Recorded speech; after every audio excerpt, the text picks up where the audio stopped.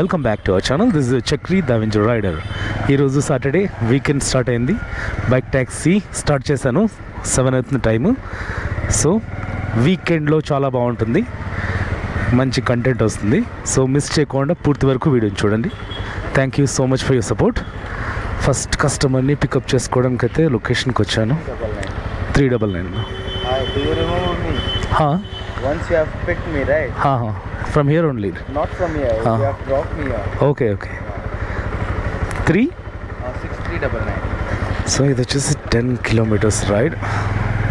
ఈ customer already ఒకసారి drop చేశానంటే ఇక్కడికి. సో ఇక్కడ నుంచి పికప్ చేసుకుంటున్నాం.